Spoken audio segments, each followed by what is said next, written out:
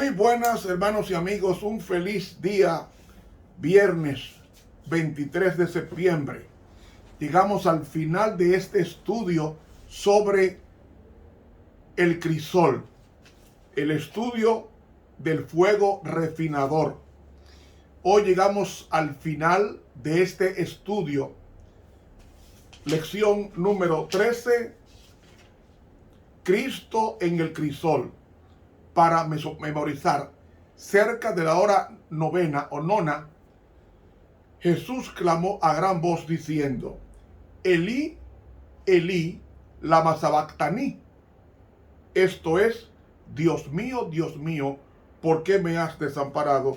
Mateo 27, 46. Amado Señor, qué bueno has sido con nosotros, que nos has acompañado en el trimestre julio-septiembre. Tremenda lección que nos diste en el trimestre sobre el sufrimiento y de reforzar nuestras baterías acudiendo constantemente a ti. Permítenos, oh Dios, que esto nos prepare para la crisis final que se avecina, en el nombre de Jesús. Amén. Para hoy viernes, repaso de la lección número 13. Cristo en el crisol.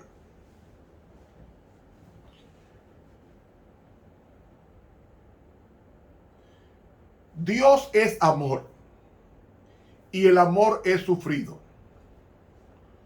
¿Cuándo comenzó el sufrimiento de Dios? Cuando sus criaturas se rebelaron contra él.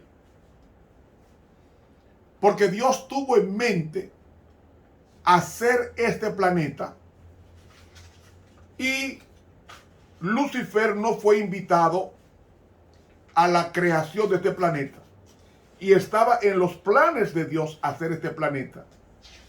Y dice el libro Patriarcas y Profetas, en las páginas 15 a las 18, que Dios invitó a los ángeles para presentarle a Jesús como el creador del universo entero, y que él tenía acceso inmediato a la presencia de Dios Padre, porque Cristo nunca fue creado.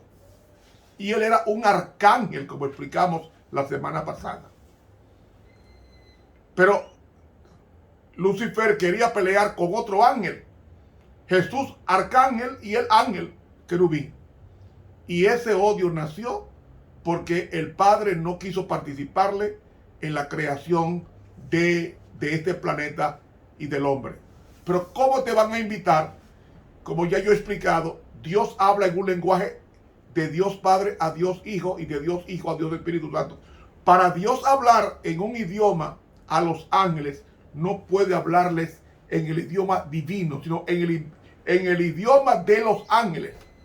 Es decir, Dios se rebaja para hablarle a los ángeles en un idioma que él creó para ellos.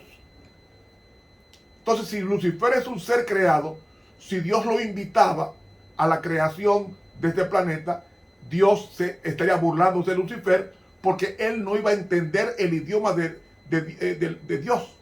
Iba a entender el idioma de los ángeles. Y Cristo, aunque era arcángel, era Dios en esencia. Por eso Dios conversó con el Hijo en la creación del universo y luego en la creación de este planeta. Es como que yo me ponga a hablar en mandarín con una persona que no sepa mandarín. Es una ofensa. Falta de delicadeza, de educación. Entonces Dios es muy educado y entonces le habla a los ángeles en el idioma de los ángeles, porque los ángeles tienen un idioma. Lo dice 1 Corintios 13.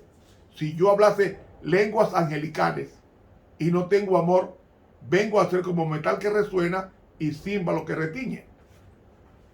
Entonces, tan pronto se levantó la crisis en el cielo, comenzó el amor a sufrir y tuvo que mandar ángeles para convencer a Lucifer de su actitud egoísta y guerrera contra Dios Padre, porque él aspiraba el trono de Dios. Y ese sufrimiento lo tuvo Cristo, que creó a Lucifer, y porque en su presencia pudo divisar que la rebelión no se detendría en el cielo, sino que se extendería a otro planeta. Y con dolor del corazón, Cristo tuvo que expulsar, porque Lucifer no quiso ser perdonado. Y como no quiso ser perdonado, fue expulsado del cielo, y entonces se crea el planeta Tierra como sustituto, o como planeta donde saldrían los sustitutos de los ángeles expulsados del cielo. Y por eso es que Satanás, luego, después de visitar otros planetas, viene a este, que para mí fue el último que él visitó, el último, para inocular el veneno del rechazo a Dios. Y él quería reflejarse en sus acólitos, en su carácter. Y el carácter de los ángeles caídos fue el resultado de la instigación de Lucifer.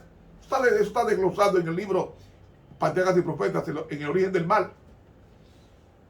Y luego le transmite a Adán el mismo carácter de Satanás a esta santa pareja. Y con eso entonces él pone esto como cabecera de playa para denostar la divinidad creadora y hacerle la guerra con sus criaturas a Dios desde este planeta, que él tenía en mente sacar de aquí a los ángeles a través de los hombres que nacieron en este planeta. Y cuando el hombre cae en pecado, inmediatamente recibe la impronta de Satanás, y el hombre ha desarrollado en 6,000 años el carácter de Satanás.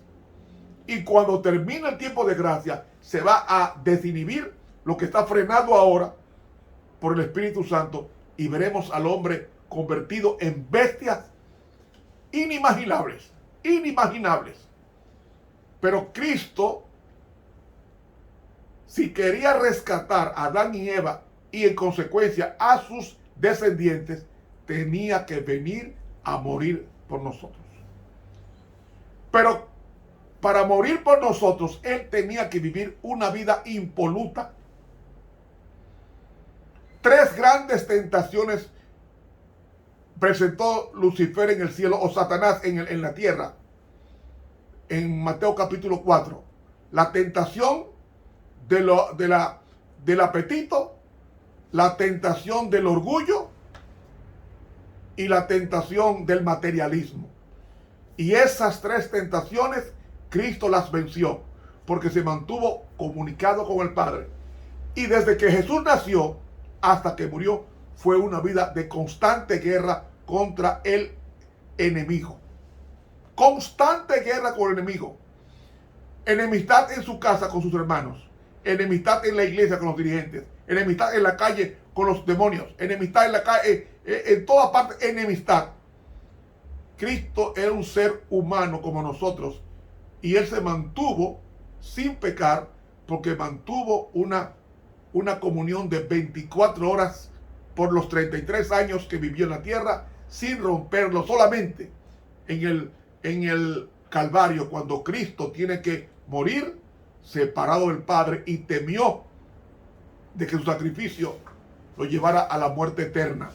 Pero Cristo confió en las palabras del Padre que había hablado con él antes de descender a la tierra. Y lo que Cristo sufrió fue algo tan terrible,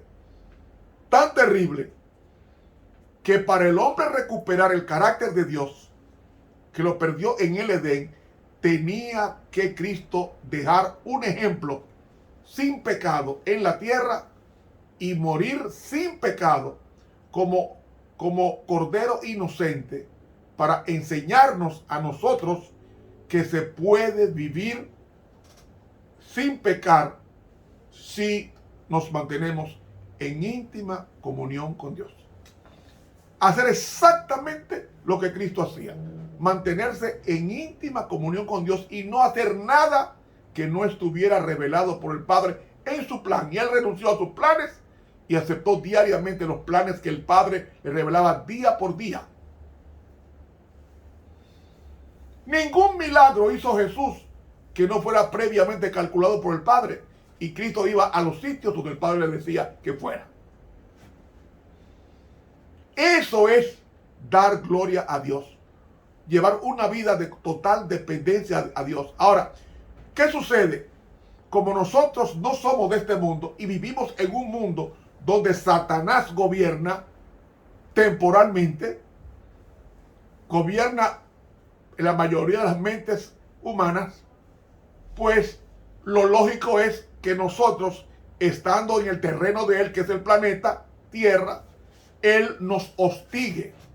¿Por qué nos hostiga? Porque él quiere, mediante el hostigamiento, que perdamos la fe en Dios. Pero ¿qué sucede? Si nosotros nos mantenemos como se mantuvo Juan Hus, por decir uno, que Juan Hus, el gran reformador bohemio, que cuando estaba frente a la posibilidad de morir quemado en la hoguera, le escribió a un amigo en Praga lo siguiente: ¿por qué entonces no habríamos de padecer nosotros también? Y más cuando sabemos que la tribulación purifica. Por lo tanto, amados míos, si mi muerte ha de contribuir a su gloria, rogad para que ella venga pronto y que Él me dé fuerzas para soportar con serenidad todas las calamidades que me esperan. ¿Y sabe qué dice el conflicto de los siglos? Página 98.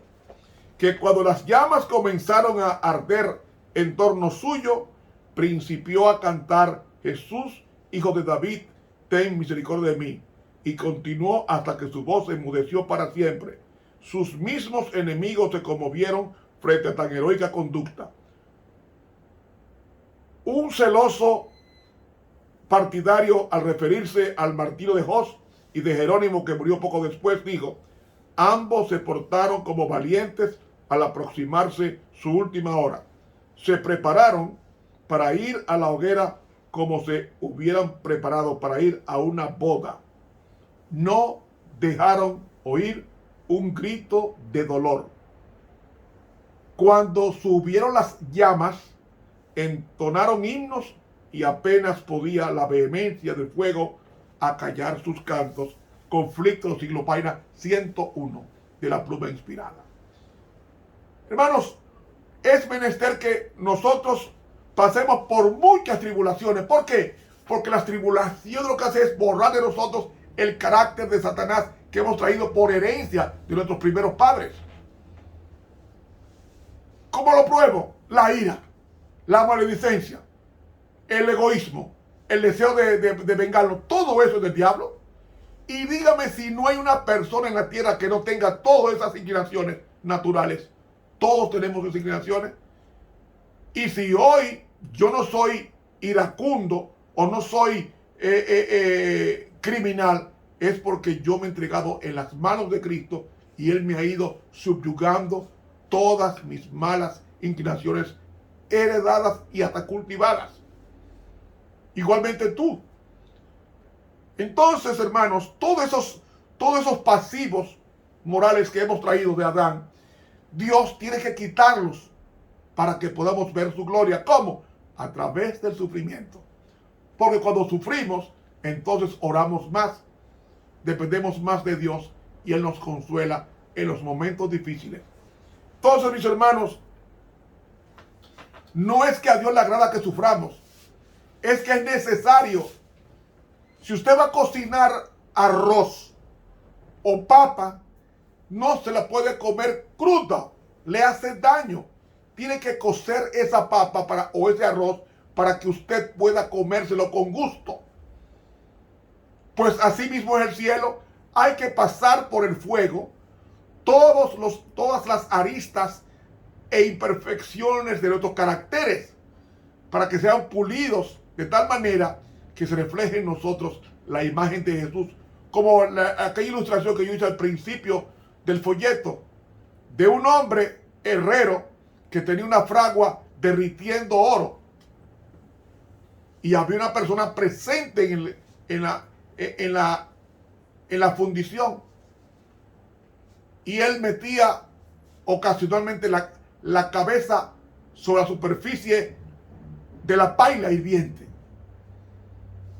Y le preguntó el curioso: Señor, ¿por qué usted mete la cara si usted sabe que es oro que se está derritiendo?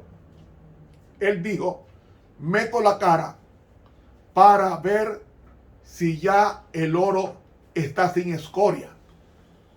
Y le preguntó el curioso: ¿y cómo usted sabe que ya el oro no tiene escoria? A lo que el fundidor contestó: cuando mi rostro se ve plenamente reflejado en la superficie, es porque no hay escoria. Pues eso es lo que está haciendo Dios contigo y Dios está haciendo conmigo. Está permitiendo que es el fuego de la aflicción, de los problemas, sin buscarlos, nos acojan y nos golpeen para quitar de nosotros todos esos defectos de caracteres que nos impedirían ver a Dios en gloria. ¿Por qué? Porque Dios es fuego consumidor y el fuego no quema el fuego. El fuego solamente consume lo que no es fuego, lo que es combustible. La madera, el heno, la hojarasca que menciona Pablo. Pero el oro y la plata, no, señor. Son fundidos en el fuego y son moldeables. Y al Dios moldearlo con el fuego, nos pareceremos cada día más a Cristo. Hermanos, ese ha sido el propósito de la lección del trimestre que termina. Enseñarnos que nosotros hemos traído un carácter imperfecto y defectuoso, que nadie puede ver a Dios en esa condición. Tiene que ser transformado. ¿Y cómo somos nosotros transformados? Como leímos en una ocasión en la segunda carta de los Corintios, el capítulo 3 y el versículo 18, que lo comentamos en el trimestre, que nos dice: